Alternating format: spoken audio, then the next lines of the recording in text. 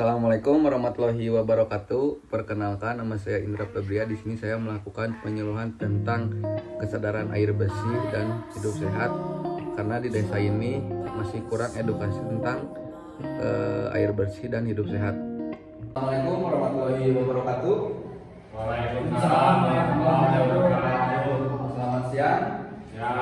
Perkenalkan, nama saya Indra Febria Saputra dari Universitas Bakti Kencana. Di sini saya akan melakukan penyuluhan tentang edukasi kesadaran air bersih dan hidup sehat.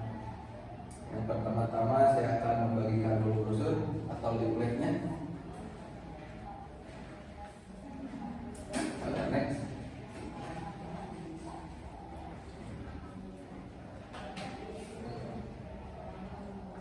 Yang pertama, analisis situasi, melakukan observasi dan pengambilan sampel dari sumber air masyarakat di Desa Anggrek. Tujuannya di sini saya akan memberikan informasi kepada masyarakat sumber-sumber air yang baik dan rendah kadar logam berat berbahaya, dan menyadarkan masyarakat akan pentingnya kesehatan dan kebersihan lingkungan di desa tersebut. Next. Untuk materinya, yang pertama, bagaimana air yang bersih dan sehat, terus bagaimana cara hidup sehat, dampak air yang mengandung logam berat, dan ciri-ciri air bersih. Yang pertama, pengertian air bersih. Air bersih merupakan air yang dapat digunakan untuk keperluan sehari-hari, yang kualitasnya memenuhi syarat-syarat kesehatan dan dapat diminum apabila telah dimasak. Sedangkan yang dinamakan air minum adalah air yang melakukan proses pengolahan atau tahap proses pengolahan memenuhi syarat kesehatan dan langsung diminum. Next. Terus bagaimana cara hidup sehat? Perilaku hidup bersih dan sehat atau PHBS adalah program yang direncanakan Kementerian Kesehatan dan Pemberdayaan Masyarakat dengan prinsip mencegah lebih baik daripada mengobati. Hal ini mungkin juga sudah menjadi salah satu prinsip yang diyakini orang, tapi sudahkah dilakukan dalam kebiasaan sehari-hari? Next. Dampak air yang mengandung kadar logam berat. Pada dasarnya, logam berat ini mencemari tanah, air, dan udara. Logam berat yang menumpuk dalam tubuh merupakan salah satu penyebab penyakit degeneratif, terutama kanker. Adapun beberapa logam berat yang beracun dalam tubuh manusia antara lain arsen atau AS, kadmium atau CD, tembaga, Cu, timbal, Pp, merkuri, Ag. Next. Ini yang terakhir, ciri-ciri air bersih dan sehat. Air harus jernih. Air yang jernih atau bening memang belum tentu bersih, namun setidaknya bisa dijadikan tanda awal untuk menilai kualitas air tanah. Sebaliknya, untuk air tanah yang keruh dapat dipastikan tidaklah bersih. Yang kedua, tidak berwarna. Warna air tanah bergantung pada unsur yang terkandung di dalamnya. Jadi, jika kondisi air tanah berwarna, maka sudah pasti tidak layak untuk digunakan. Air tanah berwarna kecoklatan misalnya biasanya mengandung lumpur.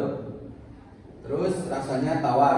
Untuk menguji kualitas air tanah harus dilakukan pengujian secara manual, yakni dengan mencicipi sampel air tanah tersebut. Air tanah yang baik tidak memiliki rasa apapun, tawar. Rasa air tanah dikarenakan tidak adanya unsur apapun di dalamnya. Inilah yang disebut air tanah yang murni. Derajat keasaman pH atau netral. Air tanah yang baik haruslah memiliki pH berkisar antara 6,8 sampai 7,2 untuk rentan sempit atau 6,5 sampai 7,5 untuk rentan yang lebih berat. Air tanah yang terlalu asam berbahaya untuk diminum manusia, bahkan hewan peliharaan atau ternak. Cara mengukur pH air tanah bisa dengan menggunakan berbagai alat ukur yang tersedia di pasaran. Terus tidak mengandung zat kimia berbahaya. Air tanah yang berada di dekat pusat industri biasanya memiliki kualitas yang lebih baik, lebih buruk, karena hasil ruangan limbah pabrik dapat saja mencemari air. Terlebih air tanah dangkal yang sering ditemukan adalah arsen, timah, merkuri, senyawa, sulfida, amonia, dan lainnya. Tingkat kesadaran rendah. Kesadaran adalah ada atau tidaknya kandungan logam berat tertentu dalam air untuk mengetahui mudah, yakni saat deterjen untuk cuci baju dimasukkan ke dalam air. Namun air itu sungkar berbusa, ini bisa menjadi tanda air tanah tersebut mengandung kalsium atau Ca dan magnesium Mg. Untuk air tanah yang berbau anyir atau kurang sedap mungkin mengandung unsur mangan atau Mn dan besi Fe. Air dengan kesadaran tinggi, terutama kandungan besi tinggi, dapat menyebabkan timbulnya noda kecoklatan pada pakaian sehabis dicuci. Tidak mengandung bakteri berbahaya.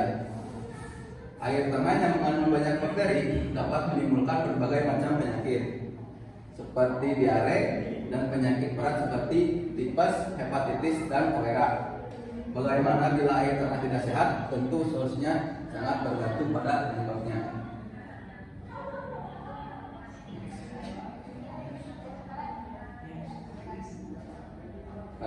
Terima kasih.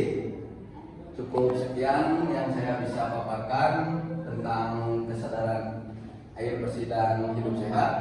Mungkin dari bapak-bapak, ibu-ibu, apabila ada yang ditanyakan, boleh bertanya.